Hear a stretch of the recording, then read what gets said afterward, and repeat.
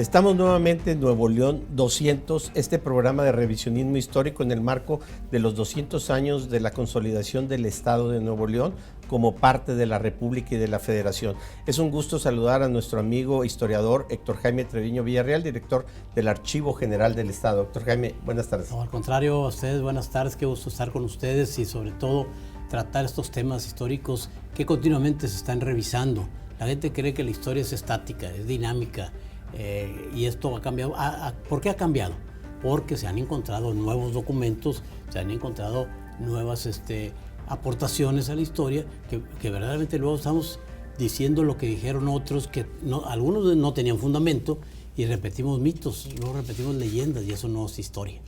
Liz, qué gusto saludarte nuevamente en esta mesa Nuevo León 200. Un placer. Buenas tardes. Efectivamente estamos repensando lo que ya se ha dicho, pues para corroborar o para involucrar y incorporar nuevos enfoques a la comprensión de lo que ya está documentado.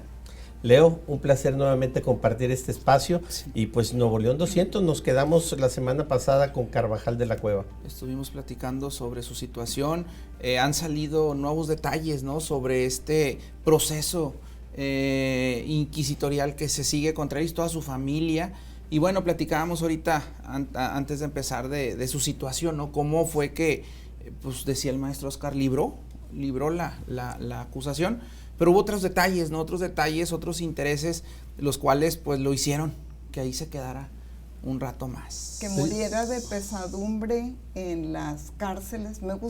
La verdad, me gusta la frase de pesadumbre, pero atrás de esa frase deben esconderse otros asuntos que no están registrados en el proceso de Carvajal. ¿Qué le pesaría a Carvajal? Esa pesadumbre, ¿a dónde iría enfocada? Imagínate que es un esclavista, un hombre que fue esclavista, que es un explorador, que peleó con piratas. O sea, su vida ha estado dura y fuerte y de la noche a la mañana se muere de pesadumbre. Pero también tenía sentimientos, pues sí, ¿no? Sí, pero definitivamente a veces los exégetas, los que estudian la obra de un personaje, se van por el lado sentimental. Uh-huh. Es un hombre duro, definitivamente. Ahora hay que hacer la aclaración. Carvajal es uno de los personajes más importantes de la historia de Nuevo León. Es el que tenía la visión. Uh-huh. No tanto Diego, no tanto Alberto del Canto, él es el que tiene la visión de un nuevo reino de León. Desde el nombre. Ya decir el nombre ya implicaba problema político y económico. ¿Por qué? En lo económico, ¿cómo? Pues estaba diciendo, vamos a habilitar Tampico para que de ahí lleguen las mercaderías más fácil para estas regiones, quitándoles el nicho de acción a los empresarios de la Ciudad de México y de Veracruz, a los grandes contratistas. Sí, a los caciques. A los que controlaban las mercancías, los monopolios. Mira, era reino, lo cual era algo insólito, es el único reino de la época. Sí. Y lo otro es que tocaban los intereses con Nueva Vizcaya y con Nueva Galicia también, ¿no? O sea, de alguna manera afectaba. Política y económicamente afectaba esta cuestión. Pero la visión de este gran nuevo reino de León, ya con una sugerencia media autónoma, que luego dicen por qué en el norte siempre están pensando en ser autonomistas, separaciones, y luego inventan la República de la Sierra Madre, República del Río Bravo. Ahí hay un asunto desde aquella época. Sí, claro, desde los orígenes. Incluso, finalmente él es atrapado, él es apresado en Almadén. Estando en Almadén, quienes llevaron a los ejércitos realistas, que esta es otra de las etapas interesantes. Llegan los ejércitos a Tampico, y ¿qué les dice Felipe Núñez? No, aquí no está, pero vámonos a Monterrey, y ahí les va a decir Diego dónde está. Monterrey estaba abandonado, llegan a Saltillo y tanto Felipe Núñez como Diego de Montemayor acompañan a los ejércitos realistas cuando apresan a Carvajal. Por cierto, perdón, es Felipe Núñez el que en descargo de su conciencia acusa a Isabel, la sobrina de Carvajal, de ser practicante del judaísmo. Y justamente ese dato es el que va a llevar a la cárcel a la familia Carvajal y a don Luis Carvajal, acusado también de hereje. Hablando en plata limpia, tanto Núñez como Diego Montemayor traicionan a Carvajal. Exacto. El único que no traiciona es Gaspar Castaño de Sosa, que luego Exactamente. le van a enderezar también acusación al respecto. Bueno, es que esto nos lleva a lo siguiente. Está en la cárcel y va a morir de pesadumbre. Entre comillas. Justo antes de que llegara el indulto, por darle un nombre en este momento, al indulto real de Felipe II, o la exoneración, o la orden de liberarlo sin culpa. Justo antes de que llegue, se muere de pesadumbre. Pero encontramos que Felipe recibe una aportación en monedas por denunciar a la familia Carvajal, y 4 o 5 años después de morir morir Carvajal, Diego de Montemayor viene a repoblar Monterrey con la famosa fundación, que habría que revisarlo. Entonces, que sin permiso, porque no había, tengo entendido, un documento que avalara esa fundación, y algunos historiadores plantean la posibilidad de que cuando llegue el título de gobernador de Diego de Montemayor, es cuando se puede ya hablar abiertamente, ¿no? 1599 de una fundación. Pero bueno, ahí queda, ¿no? También me queda duda, pues tanto privilegio para Luis Carvajal de un reino, o sea, autónomo de algún modo, platicábamos. Bueno, también hay que decir que buena fortuna le costó a él y a su suegro para conseguir esas capitulaciones, definitivamente. No hay que olvidar que todas estas exploraciones, estas conquistas, tienen una base económica. Todo es bajo el dinero. La gente aportaba porque esperaba retribución, era una inversión en este sentido, ¿no? Y el planteamiento de Carvajal no era malo. A ver, ¿cómo que lleguen las mercaderías más rápido a Zacatecas, a Guanajuato, acá al Nuevo Reino de León, que es lo que él pretendía? Pues a través de Tampico, quitándose la influencia de los monopolistas de la Ciudad de México y de Veracruz, que controlaban el comercio, todo el comercio que llegaba de Europa, de los barcos, y también los de la nao de China, allá en Acapulco. Y le dieron un territorio heredable, que es también parte del mito que ha acompañado a su nombre, porque es a Luis el Mozo, Luis de Carvajal el Mozo, a quien pretendió heredarle, toda vez que él no tenía hijos, y es el mozo el que resulta el rabino, el ministro, el sumo sacerdote, por llamarle de esta manera, de los judaizantes en lo que era la Nueva España. Exacto. Lo que yo quisiera rescatar de la personalidad de él, hablando de esta importancia que tuvo, y es aparte de esta visión, o sea, este valor, esta temerariedad para explorar territorios que ya se sabía eran territorios bastante hostiles para la colonización, para la conquista, para la pacificación, y sin embargo él llega hasta acá, hasta el Valle de Extremadura, en condiciones bastante adversas.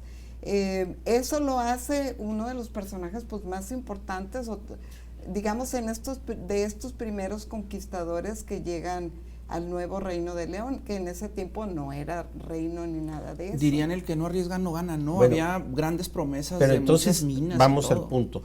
Llegan 196 personas en el Pánuco, el barco, la urca en la que se trasladan, salen sin pasaporte, vamos a usar términos actuales, salen sin pasaporte, son los primeros braceros que llegan a nuestra región, porque no podían probar que fueran españoles de origen, de denominación, diríamos en tiempos actuales, de sangre pura.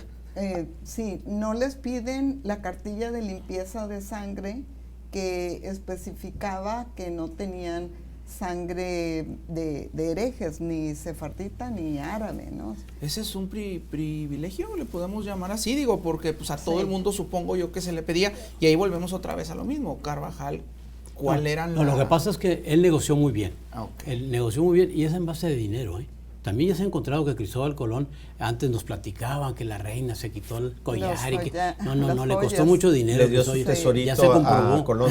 Sí, y que el tesorero de Isabel y de Fernando era Simón Pérez o Juan Pérez, que era también judío. Y todo esto costó mucho dinero, y con vistas a recuperarlo, eran inversiones definitivamente. El caso acá del Nuevo Reino de León es que viene a alterar el estado geopolítico, la situación geopolítica. Exacto. Porque estaba la Nueva Vizcaya, en Durango y en Zacatecas, y estaba la Nueva Galicia, y estos terrenos pertenecían a la Nueva Galicia, al menos la Nueva Vizcaya hasta Saltillo, hasta las estribaciones de la sierra, que donde subimos a Saltillo, eso ya es la Nueva Vizcaya y acá era la Nueva Galicia. Por eso había estas interferencias. Y dice, ¿yo qué tenía que ver si no había límites ni nada? No, la cuestión económica No, y ¿sabes? también No. la captura de indios. Sí. No hay que olvidar que estas eran correrías esclavistas. Esclavistas, Sí. Y una evidencia de ello, bueno, pues el municipio de García, ¿no? La famosa pesquería grande, que bueno, era un espacio donde había pesca, no precisamente de peces. Había un lago, pero no de peces. No había de peces, ¿verdad? Pero Entonces, en eso está medio difícil comprobarlo, porque Sí. sea la Es pesquería lo grande, que la sé. chica, pero de que todos estos se dedicaban a cuestiones esclavistas, lo hacían. Sí, el mismo porque- Carvajal, acuérdense que con su tío en el África, desde los 13 o 14 años ya era el tesorero que llevaba las cuentas de cuántos esclavos compraban y cuántos vendían. Estaban metidos en eso. Sí, eso era una práctica que además está bien documentada por Alonso de León. Claro. En ningún momento omite esa Bueno, práctica. pero entonces, perdón que interrumpa, ¿sí somos sefarditas? ¿Es mito, es leyenda o es realidad esto de que Nuevo León, para algunos hasta se atreven a llamarle la Nueva Jerusalén, que somos pueblo de sefarditas, que el cabrito y las tortillas de harina son por origen sefardita? Yo tengo mi discrepancia. Sí, de los 196 que venían con Carvajal, evidentemente viniendo de Extremadura, de Andalucía, es claro que muchos de ellos eran sefarditas, criptojudíos o nuevos cristianos, no por ello practicantes del judaísmo, simplemente nuevos cristianos, eso sin duda, pero no todos llegaron acá. No. Se En eso dispersaron algunos, se diluyeron, muchos Sí. se diluyeron, no tenían, Carvajal consiguió hábilmente que no le hicieran la prueba de limpieza de sangre, si no, no hubiera pasado ni uno, ¿no? Exacto. En realidad, y quién sabe en las Islas Canarias, quién sabe cuántos más se subieron al barco, Exacto. definitivo. Ujú. Llegan acá y se dispersan precisamente, no iban a andar en una comunidad juntos todos porque eran fácilmente atrapables, ¿no? De hecho, su propia familia no lo sigue para acá. Se quedan en Tampico y luego se van a Ciudad de México. Sí. Es que finalmente ese es el gran punto. Nos dicen son sefarditas porque ellos llegaron con él, pero o no llegaron, o se fueron, o despoblaron. Y la pregunta muy interesante que tú haces, Oscar, en función, procedemos de sefarditas, bueno, sí hay. Sí hay, la claro. sangre Ajá. judía predomina, pero que lo practicaran acá, lógicamente, como eran secretos, no hay documentación para afirmarlo completamente. Hasta 1987, que publicamos en la serie Cuadernos del Archivo, el trabajo de Ricardo Elizondo, fue cuando empezamos aquí a moverse, se empezó a mover, y se hizo una escandalera, como vimos que éramos de origen sefardita judío. Antes, aquí, católicos, apostólicos y romanos, se hizo una escandalera tremenda. En primera instancia tenemos procedencia sefardita, y luego les dijimos, y eran portugueses, no, madre mía, aquí se alarmaron, se hacían españoles de sangre. Bueno, pero española, ¿no? sefarditas los hay en Jalisco, los había en todo el Ya país. en Michoacán, de hecho. en Argentina. En y Argentina. partes, sí. Entonces, O yo lo sea, que quisiera señalar como base es, no somos un pueblo fundado por sefarditas per se, o fundado para ocultar o para... O fundado 100% Mira, por sefarditas. acá Llegaron- también tú comentaste lo otro, lo de Carvajal el Mozo. Él sí, era el teólogo de la judería en la Nueva España. ¿Por qué no quiso seguirle acá la herencia de su tío? No le interesaba, él venía en otra cosa, completamente un hombre que era muy bien visto en la comunidad judía porque él era el dirigente. En Tasco y en todas partes donde andaba, él se dedicó a eso, no esto de andar acá persiguiendo indios en tierras hostiles y que hace mucho frío, mucho calor. No, él otra cosa.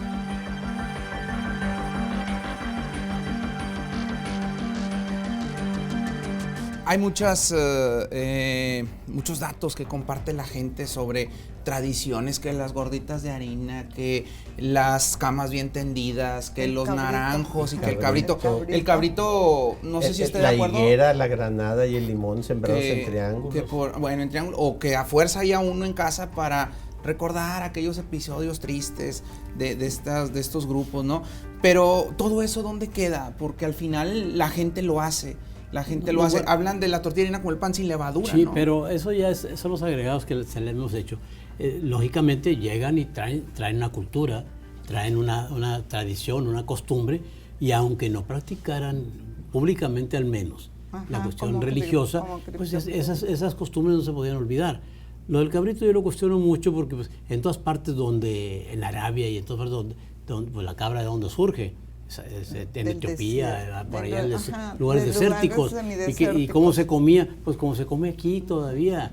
Entonces, es lo que hay, le agregamos mucho esta cuestión de medio romanticona, de telenovela, ¿verdad?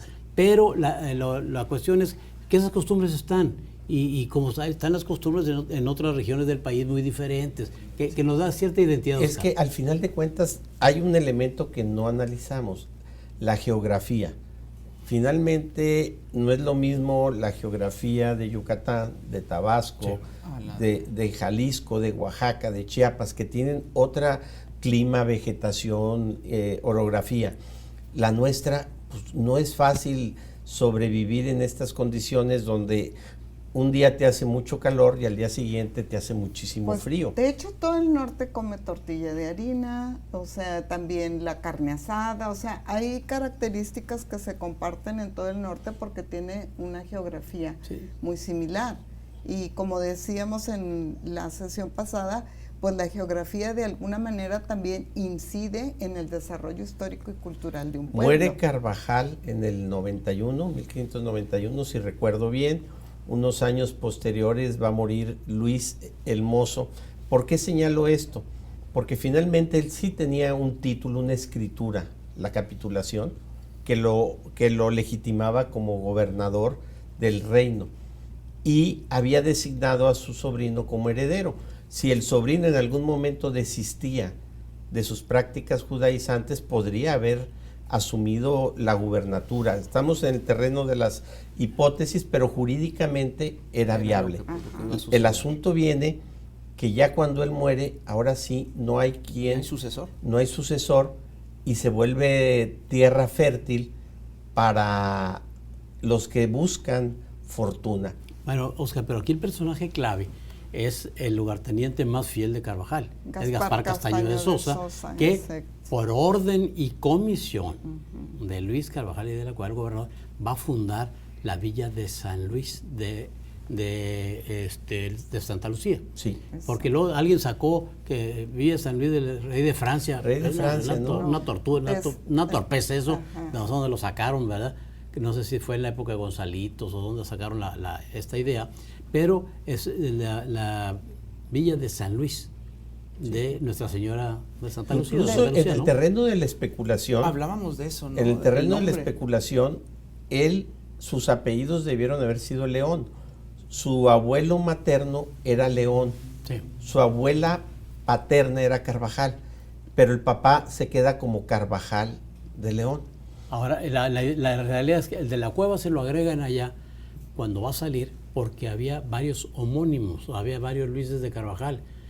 Y para distinguirlo le ponen de la cueva, porque un apellido que no existía. Sí, yo quiero recordar que hay dos documentos que cita Temkins, anteriores al documento del Parral, incluso anterior a la crónica de Alonso de León, que ya hablan de la fundación de Gaspar Castaño de Sosa, de lo que hoy sería la ciudad de Monterrey. Y entonces, el litigio que viene posteriormente, pues es un litigio que no se sostiene, porque ya existían documentos que probaban que él fue el primer fundador. Finalmente, no Alberto del Canto, ¿verdad? El fundador, luego dicen la fundación de Carvajal. No, a ver, si le dan el crédito a Alberto porque él realizó el acto, si le dan el crédito a Diego de Montemayor porque él realizó el acto, démosle el crédito a Gaspar Castaño, nuestro fundador de lo que hoy es Monterrey. El primer poblamiento es Gaspar Castaño de Sosa. Es definitivo. Y en las informaciones que hay por orden y comisión del gobernador Luis Carvajal de la Cueva, que él no estuvo acá en la fundación de la Villa de San Luis. No, el que estuvo fue Gaspar Castaño de Sosa, que es el que va a echar a andar esta ciudad por 2 años. Y es exitosa, ¿eh? Es exitosa. El asunto es que falta el macizo documental porque esta gente era muy protocolaria. Al fundar una ciudad le levantaban un acta, rompían hierbas, tiraban piedras hacia los 4 puntos cardinales, toda una serie de situaciones que en caso de encontrarlo, yo digo que debe estar en algunos archivos hago la aclaración, el archivo de indios está digitalizado el 23% nada más, ¿eh? Cuando terminen de digitalizar aquello, quién sabe qué encontraremos cómo vamos a cambiar estas historias que estamos contando. Sí. Porque a partir del documento del Parral, que es un pleito ahí entre provincias que le hemos dado demasiada importancia, es la realidad, porque fue muchos años después y hay lo que se acordaban y lo que decían. Viene el cambio.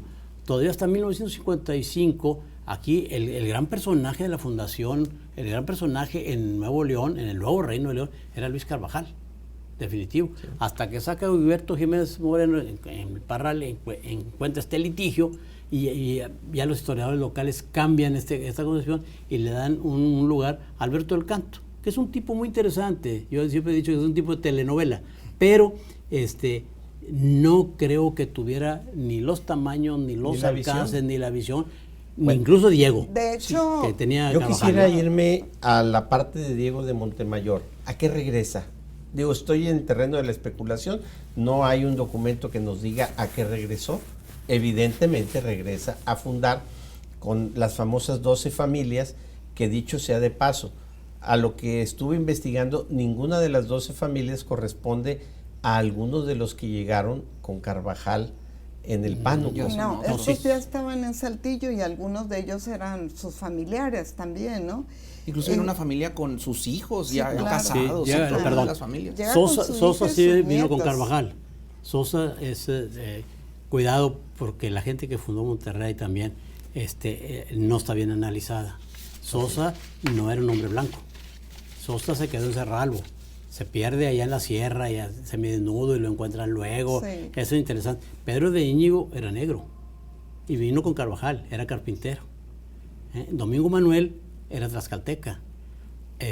Diego de Maldonado, su esposa Ana, era nieta de Xicoténcatl. O sea, sí. Cuidado con esto de la fundación de Monterrey. Sí. Diego no fundó Monterrey, punto. Viene en el acta de fundación, lo he comentado, lo hemos discutido Oscar y yo, viene una palabra que es importantísima. Porque en esa acta no viene que tiraron hierbas y que rompieron esto y que tiraron piedras. No viene el protocolo, no viene ese protocolo que era que lo tenían que poner. Pero viene una palabra, reedificación. Así es. O sea, claro. Ya no había que hacer volver eso, a edificarlo. Y aquí sacamos de contexto también las 12 familias, son mentiras. Aquí cantidad de indios y tenemos ahí, en esos documentos vienen Napayán, Alguarón, Piopi, Agua, que así se llamaba, era indio Coata. Vienen todos estos personajes que eran los caciques. O sea, no mencionan a las mujeres, 12 familias, y mencionan a los puros hombres. Tenemos los nombres de las mujeres y las niñas y las que venían. Hay que rescatar que estos 200 años de Estado Libre y Soberano de Nuevo León nos sirva para sacar de la oscuridad y de la marginación a las mujeres y a las etnias que fundaron Monterrey, que reedificaron Monterrey. Incluyendo a Juana Porcayo, que es otro de los personajes un tanto vituperado, diría yo, en la historiografía nuevoleonesa. Incomprendido, yo digo que es un personaje femenino bastante incomprendido, sancionado, culpado, porque pareciera que ella fue la causa de su muerte y en realidad pues aquí era un triángulo el que estaba ahí, y un triángulo donde había mucho poder también, ¿no? Porque ella se enamora, digo yo, de Alberto del Canto, porque todas las crónicas hablan de él como un personaje muy seductor. De hecho, para mí es clave, el primero que lo acusa ante la audiencia de Guadalajara de una vida licenciosa fue Juan de Morlete, pero 6 o 7 años después, Fray Pablo de Góngora lo vuelve a acusar de licencioso y dice que no puede acudir a Juan de Morlete porque son compadres. Son compadres de Alberto del Canto. Es el mejor amigo, sí. el que había sido el primer acusador. O sea, los seduce y se vuelven amigos. Ahora, hay una cuestión, Dicen las crónicas que Diego Montemayor era un hombre entrado en años. Exacto. Pues bueno, pues ya... Casi 20 años mayor. La naturaleza estaba causando estragos. ¿Sería esa la causa de que Juana Porcayo? Pero ¿por qué no se iban a enamorar? O sea, si también es cierto que el amor en los matrimonios prácticamente no existía, era de conveniencia, de compromiso, lo que sea. pero finalmente eran hombres y mujeres como nosotros y podían claro, tener Juana su Porcayo atracción. estaba entonces frente al amor de su vida, el que realmente sentía ella que podía yo querer. pienso que Digo, vamos a Pues si no era romantizarlo, frente ¿no? al amor, Era sí frente al tuvieron amor. sus momentos de amor. Claro, No, sí. y y estaba además con muchos testigos. Pues sí, porque está el juicio de la Inquisición, es lo interesante de esto, ¿no? Pero definitivamente son las debilidades humanas. Y lo otro que interviene acá son los usos y costumbres de la época, porque él es uxoricida. Uxoricida. Es el primero reconocido de la región. Debe haber habido otros, ¿no? Claro. Pero los usos y costumbres permitían que el personaje matara a la mujer, no al contrario. Si una mujer descubría que el hombre le era infiel, no podía actuar en contra de él, porque eran las usos y costumbres. Y a Diego no le hicieron un juicio por haber matado a su esposa. Ajá. Y dicen las crónicas, y prometió no cortarse las la barbas barba, el pelo, hasta matar a Alberto el Casto. Casto. Se la debe haber pisado porque luego se Años entendió con después, Estefanía.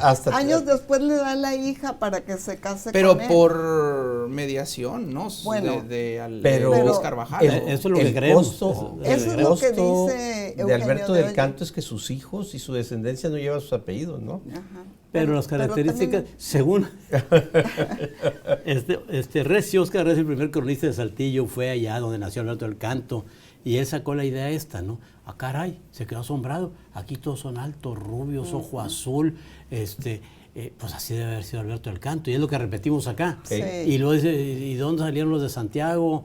Porque esas tierras de Santiago fueron de los de Montemayor, de Claro. los del Canto. Sí, de los del Canto. Canto. Porque sí, ya los la franceses. fusión. Entonces, claro, no, es muy difícil comprobarlo, aunque ahorita ya con la genética, El pues, ADN, el ¿no? ADN nos puede llevar a eso, ¿no? Ajá. Pero eso es lo que le da el sabor al caldo de cultivo, que es la fundación de Monterrey. Pero volviendo a lo concreto, yo soy de la idea, Diego de Montemayor vino a reedificar.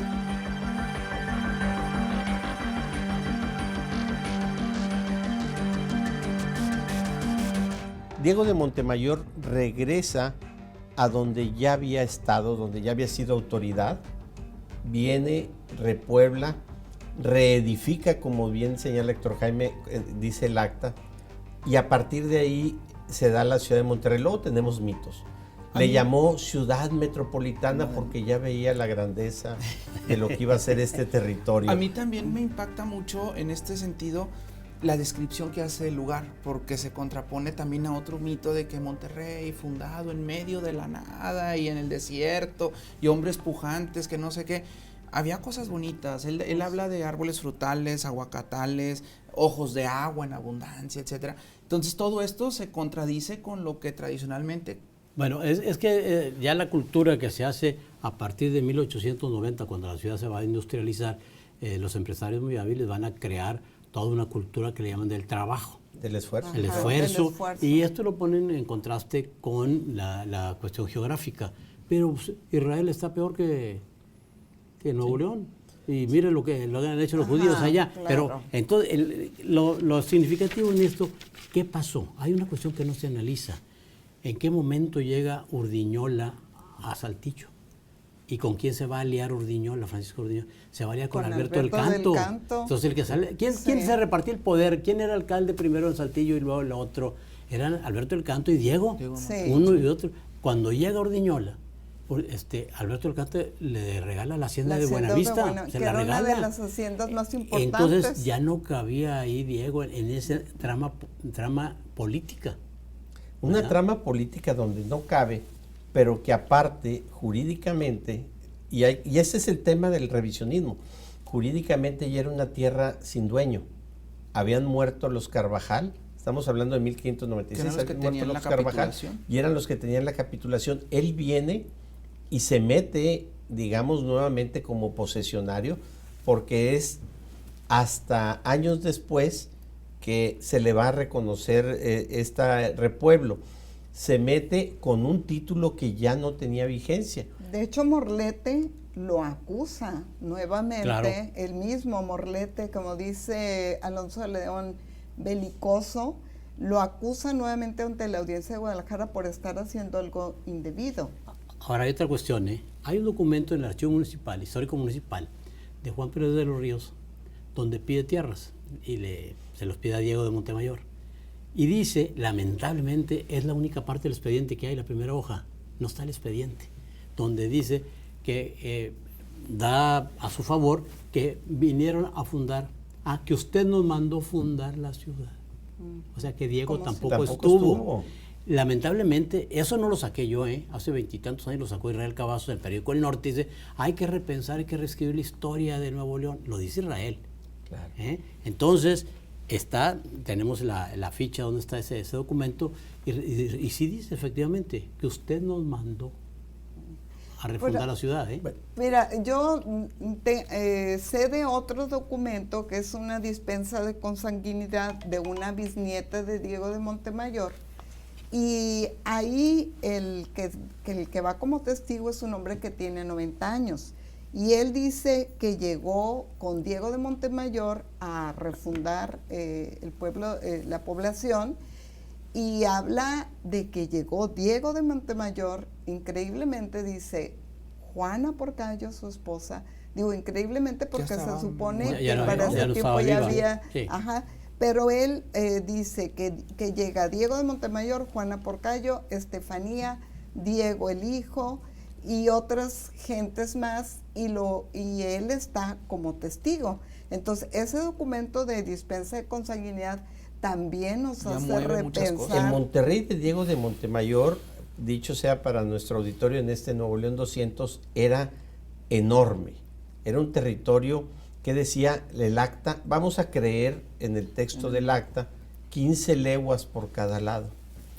Así es que está llegando casi a China, al oriente. Son 60 kilómetros a los 4 puntos cardinales. Así es, hasta Ciénega de Flores aproximadamente, más allá.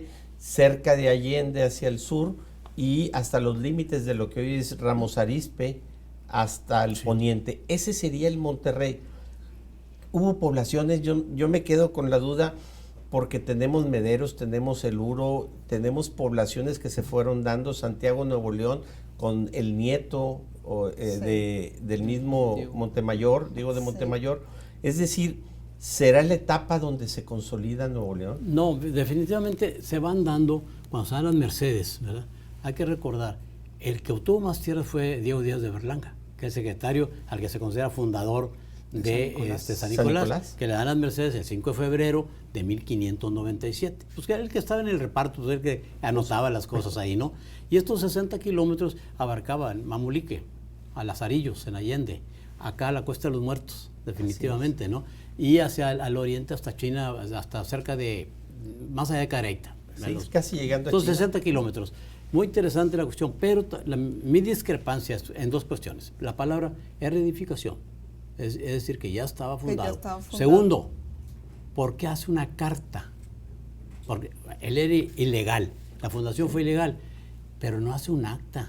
Nosotros le llamamos acta, pero cuando se hace un acta, en todas las ciudades que se fundaron en el mundo hispano, y no sé si en otras latitudes, acta de fundación, y esta no, es carta de fundación. Tal vez no se hace esa acta porque él estaba consciente de que ya había sido fundada. Incluso la hipótesis, y solamente es hipótesis hasta este momento, tenemos pendiente profundizar en esta investigación, que lo de él fue nunca existió el acta, en más, debió haberse escrito en tiempos de Martín de Zavala para legitimar o darle ese antecedente a lo que era el nuevo Reino de León y su ciudad.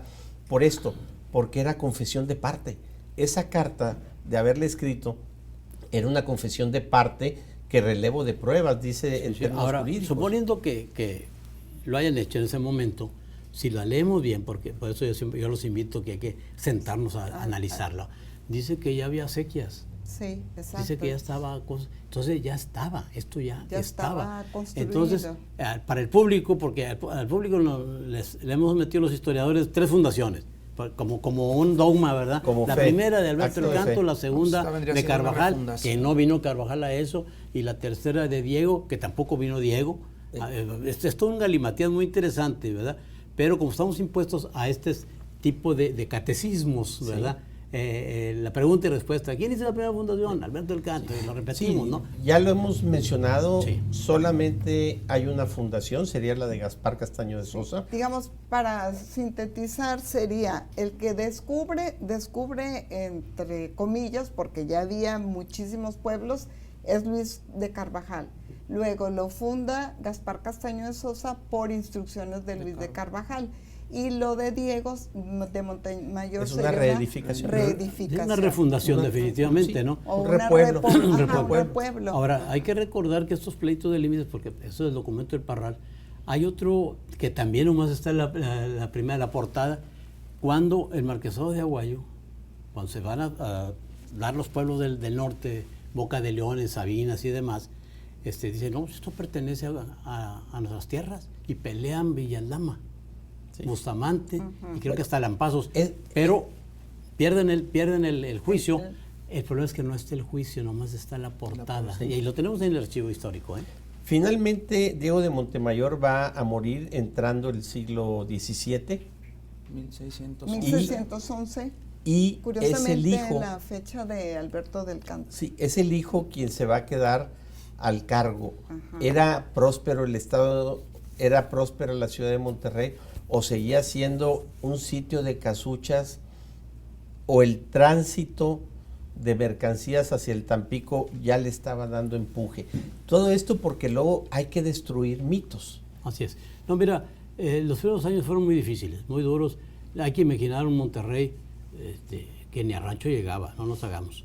Pero en ese periodo, de 1596 a 1624, que va a llegar Martín de Zavala, que verdaderamente es el que va a consolidar el nuevo Reino de León, que le da las capitulaciones, las mismas capitulaciones que le dieron a Carvajal y que le costó mucho dinero también al papá. Sí, Agustín Definitivo. de Zavala. Había casi un caos. ¿Por qué razón? La gente que estableció acá, llegó un momento en que no hacían caso a la justicia. Eran pequeñas haciendas o ranchos que cada quien tenía su poder.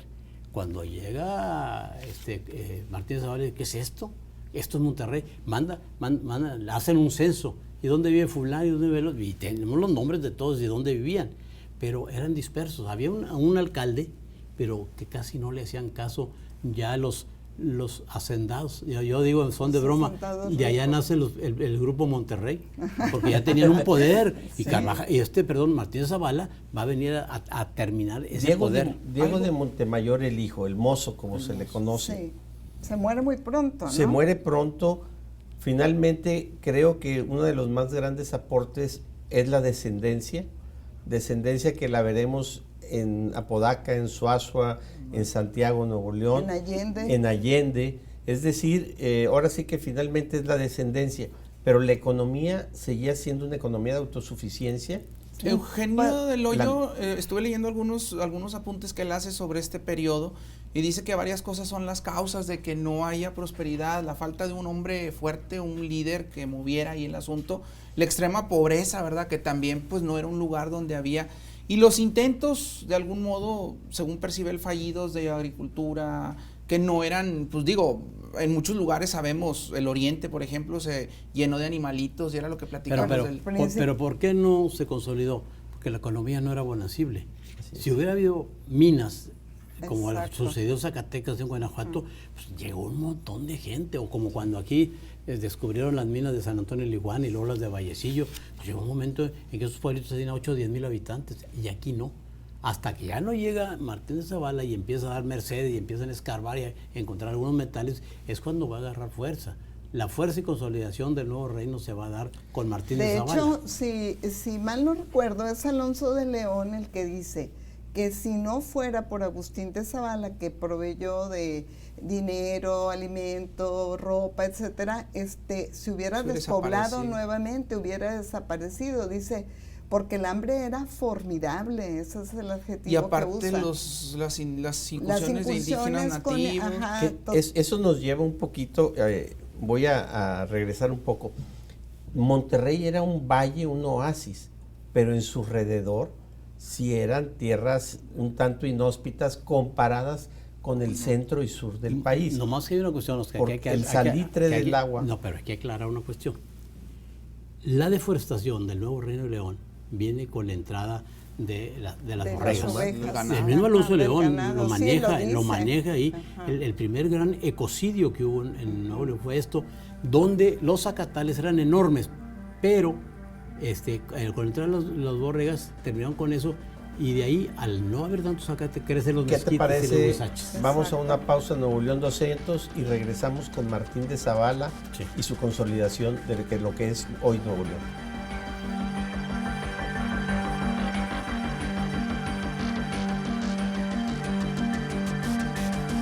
El consolidador del nuevo Reino de León, el que ya llega y pone de algún modo orden, entre otras obras, las casas reales las pone las adecúa, las arregla. La iglesia principal, que a la postre se va a hacer en convertir en la catedral que tenemos ahora aquí. Hay también dicen algunos historiadores, trampitas, ¿no? Con la fundación que se le pidió de Dos Villas y que renombra una por Lo de Cerralbo. Cerralbo. Muy enojados los vecinos. Una pregunta previa, porque esto nos puede responder a una parte que dejamos atrás. ¿Con él llegaron sefarditas?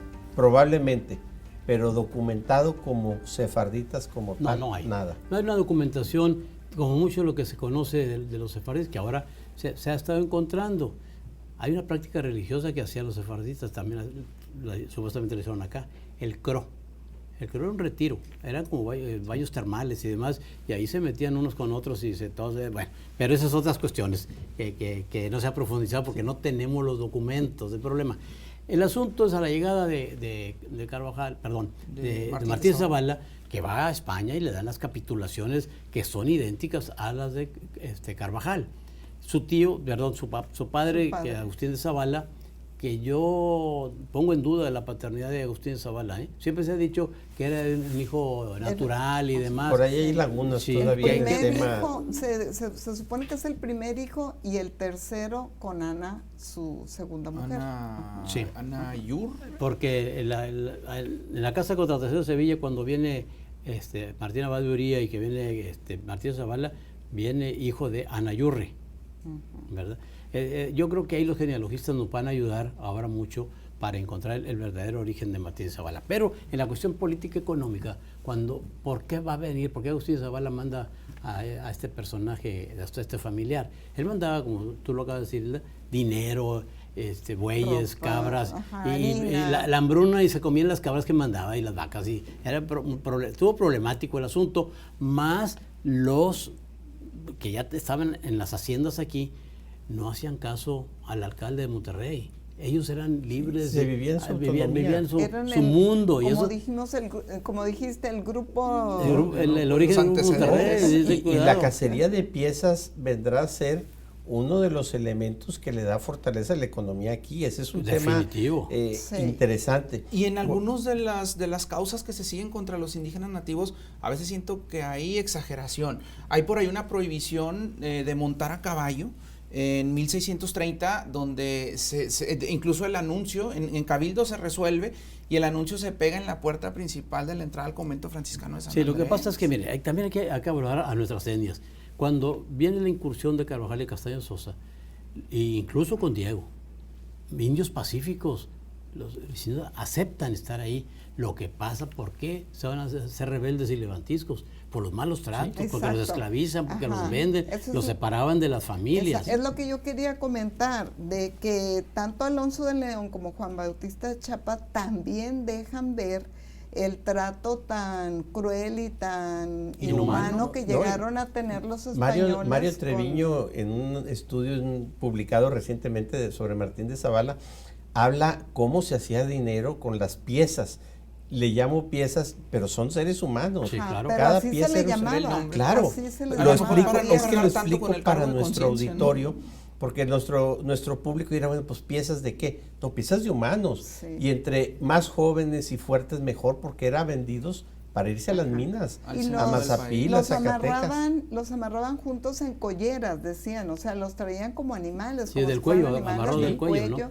Y hay un litigio muy interesante en el documento de Juan Bautista Chapa, donde hay una controversia sobre el modo en el que se está tratando a los indígenas de aquí y la causa de que ellos se levantaran en armas justamente por el trato tan cruel de los españoles. O sea, hay que, como decías antes, reivindicar también y quitar esa Claro. imagen de que todo era barbarie, salvajismo. Pues y no, fíjate, eran nomás primitivos. una perlita, estimado Oscar. Cuando el virrey les ordena despoblar el Nuevo Reino de León, de esa fundación que hizo Gaspar Castaño de Sosa, Diego de Montemayor, de manera tramposa, en San Francisco, lo que es Apodaca, cita a los indios, ¿verdad? Con el avieso propósito de apresarlos y llevárselos a Saltillo de esclavos. Sí. Pero uno de esos capitanes que tenía disgustos ahí con Montemayor les dice a uno de los indios, oye, los van a agarrar y aquí se lo van a Sí. llevar. Entonces se rebelan y matan a una buena parte de los españoles o criollos aquí. Y es una tragedia muy grande en este sentido. Ahí habría que ver que en ese momento es también cuando el mozo se acababa de ir o estaba a punto de irse. Está muy interesante porque el culpable de todo eso fue Diego de Montemayor, ¿no? Sí. Bueno, entonces, para que veas cómo estaba esta situación de los Acá con naturales. Martín de Zavala, la consolidación creo que tiene que ver en gran parte con la fundación de poblamientos, ¿no? Con Cadereyta, incluso los primeros intentos en lo que hoy es Montemorelos, en el Valle del Pilón. Ahí también el interés que tiene Cerralbo, Martín de Zavala revivirlo. por conocer Cerralbo. Él manda a hacer inmediatamente a su llegada un censo de población y de necesidades de la gente. También, así como dato, revolviéndonos a los indígenas nativos, hay una causa criminal contra un indígena de nombre Pedro, que se robaba caballos. Al final se determina que por ser de una minoría, dice el documento, no se le dé castigo. Se le reprende a lo mejor de palabra, pero no se le da. Ahí ya vienen los usos y costumbres que los indios también aprendieron, porque el guajuco que tanto se menciona aquí, Sí. era un bandido. Sí. Era un bandido Colmillo. que transaba, hacía transacciones comerciales, Sí. vendía indios a los españoles. Y Exacto. cuando no le pagaban, los Sí. atacaba y demás. Hay otra tribu en el sur del estado que hay que estudiar, que ya está estudiada incluso, los janambres, que eran sicarios. Se ponían de acuerdo con los españoles, aquella tribu te está poniendo gorro, Sí. y van y lo reprimían y cobraban. Exacto. O sea, hay muchas aristas, Sí. pero lo interesante es aquí, cuando llega Martín Zavala se plantea, ¿y aquí cómo se va a mover esto? Y hay una cuestión que hace Martín Zavala, sin avisarle al virrey ni a nadie, empieza a dar mercedes, pero a lo grande. Que venga gente con sus ganados, vean mineros que vendan, para darle a activar la economía. Genera inversiones, diríamos, sí, así genera inversiones y además se organiza como para poner más orden con algunos pueblos negociando, con algunos pueblos indígenas, con otros enfrentándolos, porque también va a ser un periodo en el que se va a documentar que hay muchos conflictos y permanentes. Podríamos con los pensar indígenas. que con Martín de Zavala se transita de una economía pensada, y digo pensada porque nunca fue boyante, en la minería para transformarla más hacia la ganadería, hacia la agricultura. Adecuarse a lo que hay. Digamos que con él se cierra, no porque no hubiera minería, no quiero que se quede ese concepto. Pero no era una actividad. Pero ya cambia la actividad económica del nuevo Reino de León. Lo digo porque cuando lleguemos a la etapa moderna veremos diferentes momentos donde la economía ha cambiado. Ahora, no hay que dejar fuera la venta de esclavos.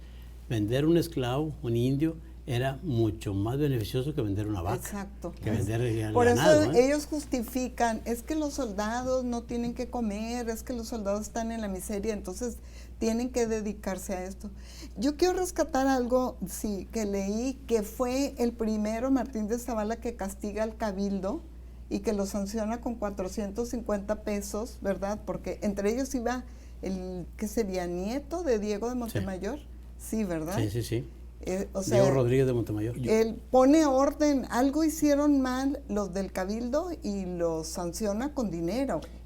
Sí, pues no se juntaban, no Pues actuaban en favor de la ciudad. Mal que bien, 38 años al Sí, frente del del poder, poder. del gobierno, entonces pues... Se nos queda en el tintero para Nuevo León 200 de la próxima semana el documento del Parral, y no tanto porque tenga un valor real, Legal. sino porque a partir de él Nuevo León empieza la fractura del territorio. El Nuevo León que llega al siglo XIX no es el territorio de Carvajal de la Cueva, no es el territorio de Martín de Zavala. Ahí digamos que se da el primer desgajamiento cuando se conforma Coahuila. Así es. Y pierde Monclova. Aquí lo que hay que dejar bien claro, Uno de los personajes claves en la historia del Nuevo Reino de León es Martín de Zavala, al que menos homenaje le hacemos. Es más importante que Diego, es más importante que Alberto del Canto, Sí. por donde le busquen. Y que no le mueve hasta que Carvajal. Carvajal fue el de la idea, el de la visión, pero el que consolida el Nuevo Reino de León es Martín de Zavala. Pero era un hombre muy culto también. claro, ¿verdad? Él había estado en la estudiado, sí, Universidad Salamanca, de sí. Salamanca. Nos convocamos para la próxima semana Claro. para ver la economía colonial, Sí. el desarrollo de este nuevo reino de León en la etapa colonial, para sus orígenes, consecuencias y cómo llegamos finalmente a la independencia del siglo XIX. Quedamos Adelante, convocados claro que y sí. nos De acuerdo. saludamos Claro que sí. la próxima semana. Hasta la Nuevo próxima. León 200, este estado parte de la República y de la Federación.